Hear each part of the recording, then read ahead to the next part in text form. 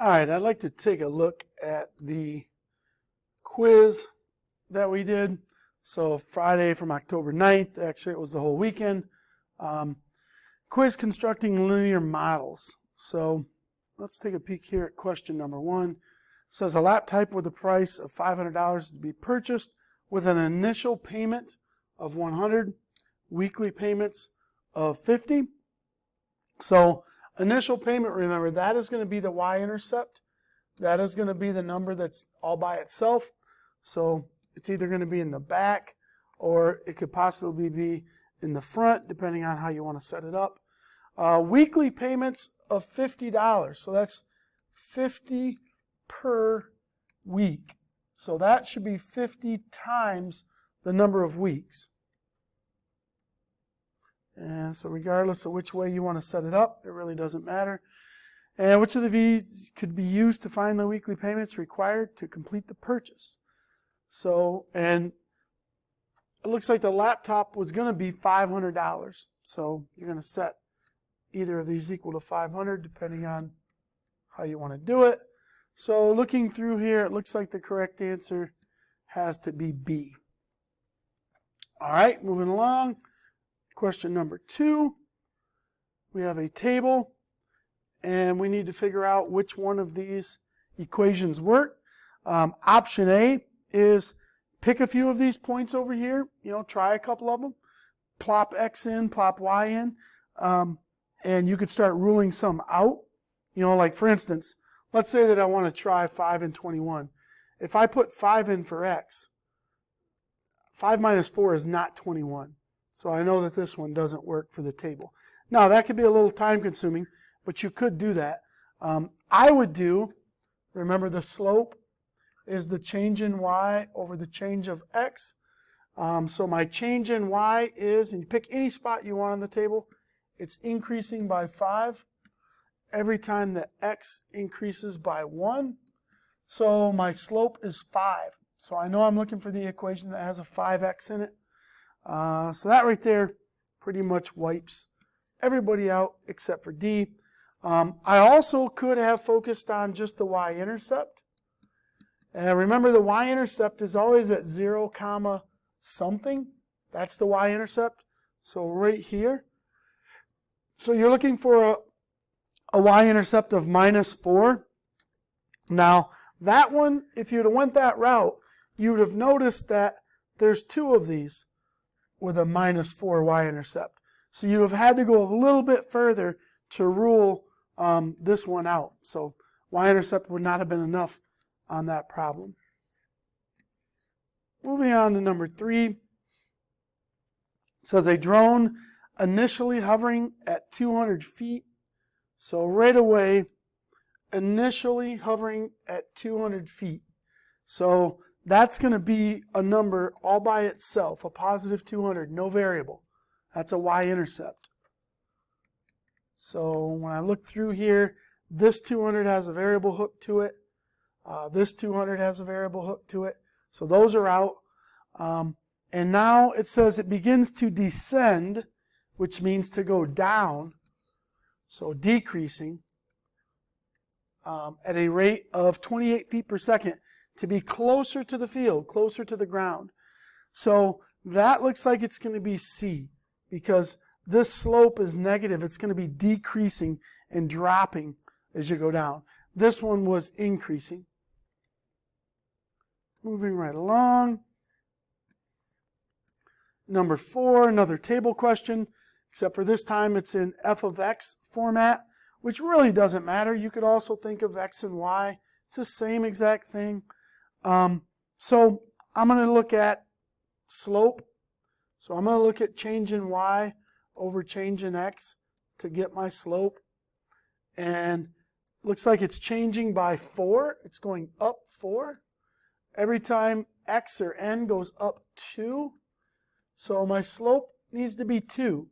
So I'm going to have 2 with the variable following it. So my equation, I'm looking for one that looks like this. And it looks like the only answer there would be B. You also could just plug numbers in. For instance, you could take this 5, plug it in here. 3 times 5 is 15 plus 3 means I should get 18. However, the table says 14, so I know that this doesn't work. But that's a little more time consuming. Moving right along to number 5. Oh my God, that picture's huge on here. Spin scooters in Ann Arbor cost $1 to unlock and then 15 cents per minute. So when I'm thinking about this in terms of an equation, it's $1 just to unlock it. Doesn't matter how many minutes you ride, it's $1. That's a flat fee. That's the Y-Intercept. All right. The 15 cents per minute is going to be 15 cents times every minute. And that's going to end up being the cost. Now, they wanted an equation that's built for hours. All right, the equation that's built for hours. So we're going to need to magnify this a little bit. So let's go down and let's peek at our answers, see what we have to look at. All right, and you know, an easy way might be to make a table. And maybe I say, well, you know, let's just kind of think about hours and cost. All right. Well, if you ride 0 hours, it's going to cost you $1 because you're going to unlock it. Now, at 1 hour, well, that's 60 minutes. So 1 hour is 60 minutes. So when you plug that into the table that we had before, the equation, you know, we had an equation that the cost is 15 cents times every minute plus $1 to unlock it. Well, to get an hour, you got to do the cost is 15 cents times 60 plus 1. All right? 15 times 60 plus 1. And that's going to end up being 60 minutes times 15 cents per minute.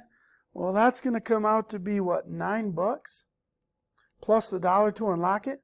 So it looks like it's $10 to ride the thing for an hour. Not too bad. You know, $10 for an hour of riding. And then it's going to keep going up by 9s every single time. So if I do 2, it's going to be 19. 3, it's going to be 28. Because that additional $1 was just to unlock it. Then it's 9 after that because of this part. So I need to find an equation that basically has this over here, that's got it all set up for me. And since my slope is 9, you know, 9 over 1, or 9, the only one up here that has a slope of 9 is right here, 0.15 times 60. I know this one was worded a little bit weird, but it was very similar to one that was on the practice sheet. So I thought it was fair game. Moving right along, we have the old sunflower problem. I'm going to shrink this down just a little bit so that hopefully we can get it on one page. There we go. This also was on the practice, and except for I just simply changed the interval. What it goes for, I think in the practice it was 14 to 35. So we're talking about 49 to 63. So I'm talking about from here to here. And we want to know what equation works for that little segment. It's not perfect, but it's pretty close. So notice all these equations have different slopes. I think the easiest thing is going to be to do is find the slope of those 2 points. So I'm going to just kind of ballpark this. This point and this point are the 2 that I'm looking at. Let me kind of get rid of these so I can see exactly where that dot is. Kind of fine tune it. So this dot is going to be right here. You know, so I don't know, between 2 and 220, but not halfway. We'll call it 205. So my x value is 49. My y value I'm going to call 205. So this is my first point. That's that dot. Well, then my second point is right here, and that's going to be at 63, comma, and I don't know, that one looks like it's right around in here somewhere. We'll call it 245. Don't have to be perfect. Luckily, these slopes are far enough apart that I think we'll be able to get our answer. So you know, if you can do slope using 2 points, that's fine. If you'd rather put it in a table, so if you want to put it in a table, 49 to 205 and 63 to 245. Slope is just the change in y over the change in x. And to find change, you're basically subtracting. So I need to subtract these two numbers. So that's going up by 40. And from 49 to 63, when you subtract those, that's going to be 14. So our slope is our change in y over our change in x, which is 40 divided by 14, which is about, I'm getting 2.857. So the only one there, man, that's off a little bit. I do my numbers right? 14, that's 40. Well, that one's a little bit more off than what I would like. So maybe I've done the slope. Maybe I'll come in here and I'll peek at the actual y-intercept. Kind of try to figure out what happens there. Let's plug some numbers in. So I'm going to take these numbers. I'm going to plug 49 in and see if I get 105. Right now, I don't think it's this person, and I don't think it's this person. So let's go in and let's plug these in. So I'm going to try 3.1 times 49 added to 54. So I'm just plugging 49 in for x. And I'm hoping that I get something close to 205. Let's see. So 3.1 times 49 plus 54 is, I get 205.9. And that's pretty good. Let's try, you know, if I put that in over here, let's see what we get. So 2.2 times 49 plus 105. So 2.2 times 49 plus 105. Get 212.8. So I don't really like this one. I don't think that one is as good. You know, maybe I picked my points a little bit off. I don't know if I'd have maybe used a little bit bigger number, like 250. You know, I was kind of guessing at 245 here. Maybe it's closer to 250. And this is a problem with some of the SAT questions. You know, sometimes you pick a little bit different numbers. If I did 45 over 14, 45 divided by 14, you know, that's more like 3.2. So this guy, I think, is our better answer when I actually put things in and verify it. And actually, you know, I come out with 2.85. That's closer to 3.1 than it was to 2.2. Question was a little bit tougher, but I'm going to go with A. I think that's a better predictor. Moving right along. Number 7, this was the free response. So we had to do a bunch of different stuff here. So part A, what is the y-intercept? Well, the y-intercept is always the spot on the table where x is 0. So right there is my y-intercept. It's 3. Or more specifically, if you want to, it's the point 0, 3. That would be the y-intercept. And again, if you're struggling on this, you could always just sketch a little dirty graph here. You know, make your x's go.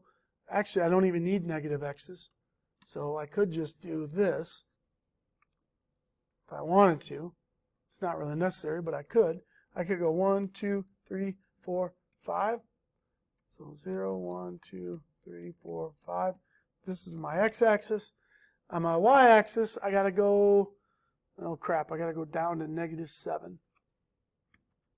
This might end up being more work than what it was worth. But I do want to show how it's tied into the graph too, so why not? Whatever. 1, 2, 3, 4, 5. 1, 2, 3, 4, 5, 6, 7. Let's kind of put that for reference. And if I put these dots on here, 0, 3 is right there. 1, 1 is right there.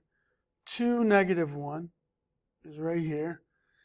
3, negative 3 is right down here.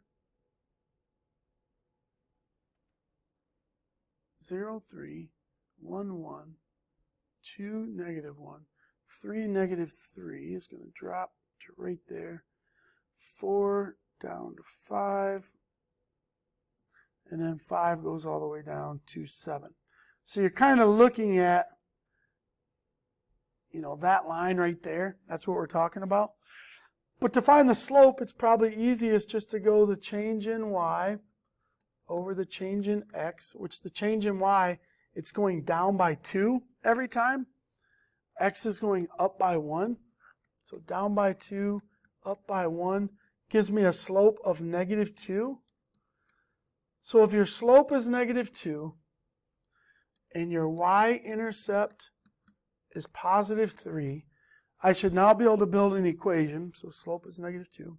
The equation is y equals slope times x plus the y-intercept.